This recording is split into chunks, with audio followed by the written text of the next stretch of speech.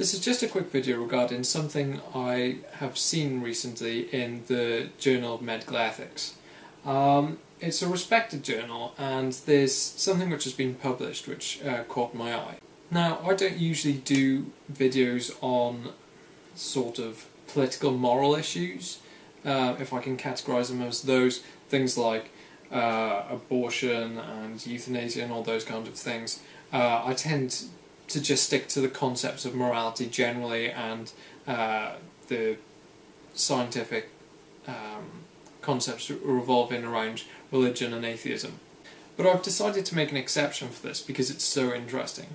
Basically, regarding abortion, although I haven't expressed any real opinion on this channel, previously I've always held the opinion that there's so little difference between killing your own child, as in once it's born, and abortion. I just don't see how they can really be distinguished. There seems to be no relevant reason why, if you can't kill your child while they're inside the womb, why just the fact that they've come outside the womb, how that makes any difference. They could, in theory, be the same age, the same state of development, because you can get premature births and so on. They're both dependent on the mother's body. There's all these kind of things. It just seems to be almost exactly the same, except one is inside the womb and one is outside the womb. And yet, generally, if some mother was to kill their own child, they would be viewed by society as possibly one of the worst types of criminal in existence, whereas if you have an abortion, it's almost routine today. So that was generally some of the reasoning behind why I thought abortion was wrong. Now, it turns out that there's been something published in Medical Ethics which agrees with a lot of what I say, but disagrees on one fundamental point. They agree completely that logically there isn't really any difference between abortion and killing a baby after it's been born. They just don't see any distinction either. But there's one key difference between my opinion and theirs, and that's, whereas I think, ergo, they're both wrong, they think, well, actually, morally, you should be able to kill your own child. Morally, I shouldn't really need to explain how repulsive this is. I don't try to focus on emotive issues or emotive responses. Generally, I'll try and avoid them because they tend to cloud the issues, but although I won't focus on it, it goes without saying that in my opinion this is absolutely disgusting and vile. I feel that I should say that for the record. However, moving on from there and trying to focus at the issue, I find this is all very interesting because atheists do tend to have, or not necessarily just atheists, but people who do not honour God but seek to do things which are against his will. Often there seems to be this resistance to accepting the influence of the decisions you make. What do I mean by this? Well, taking the abortion example, you think to yourself, well, life isn't sacred because you are killing something, because they're not really human for whatever reasons you want to argue. But you don't want to accept the inference that actually, well, those same reasons can be applied to other stages of human development, and yet equally they should be applied to them. The attitude seems to be coined quite well by A plus B equals C, except when I don't want it to. So,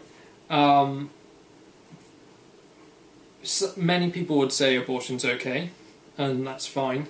That's what they would say.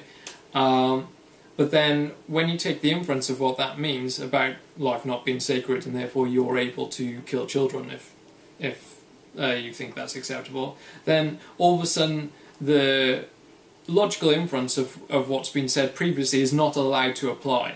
The logic is allowed to apply where I want it to, but where I find it uncomfortable and I disagree with its effects, then all of a sudden the logic ceases to apply. We can see this in many things.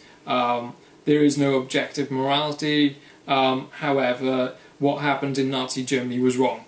The two statements don't really make sense. They can't be reconciled. Either the one sense of logic is correct, or the other one, they're mutually exclusive. Then you have things like assisted suicide and euthanasia, and so the one thing that people want to accept is, oh, so-and-so wants to have the freedom to terminate their life, because that's okay, there's nothing wrong with that. But then the inference is, if terminating their lives is okay, well then surely everyone should give consideration to it. And actually you should start considering how much of a burden you will be to those around you. Because if it's okay, then surely that's a logical thing to do. It's something which should be considered. But the strange thing is, people want to accept that, oh no, it's okay to do, but then they don't want the inference from that, which is, well, everyone should consider, should I be doing this sort of thing? The fundamental tenet which is so important here is human life is sacred. And so once you take that away, everything becomes a pro and con analysis, essentially. So anyone can be killed, particularly young, particularly old, someone who's not well, someone who's the wrong gender, someone who is the wrong race. When I say the wrong race, you can pretty much pick any reason for terminating a life if all of a sudden the sanctity of life is gone, and there becomes merely a pro and con analysis of convenience, basically, or utilitarian benefit to society as seen through the eyes of various people.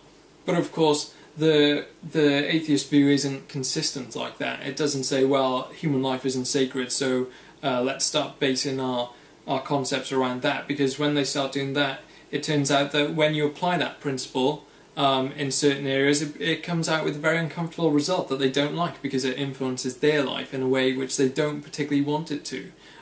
So once again, it's that A plus B equals C, except when I don't want it to, in which case it should equal something completely different. The difficulty is everyone has different views on when the A plus B should be C, or when it should be F, D, E, G, and G. So once you scrap the concept that life is sacred, then it's anyone's guess on how things should be applied.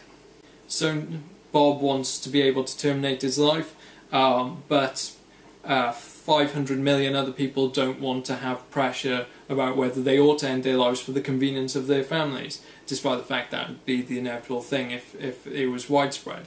So-and-so wants to be able to terminate the life of their embryo, but they don't like the idea of someone else terminating the life of their child merely moments after they've been born, or a couple of days after they've been born. It's just that consistent ability to ignore the logical consequences of the statement that you're making. There's no reason why you ought to follow any particular morality, and yet you should do it anyway. There's no reason why you shouldn't screw over someone who's in a disadvantageous position when it will benefit you, but somehow you're not meant to do that anyway. There are plenty more examples, but obviously I don't want to put too many of them on here, otherwise the discussion will be far too broad and be covering too many issues at the same time. But nonetheless, I thought that was a very interesting article which was published.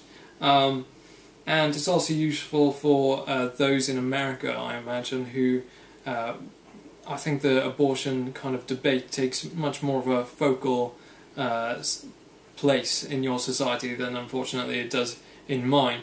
But it's useful to see the end of the road on which you travel in order to decide whether you really want to be on that road in the first place. But either way, thank you very much for listening.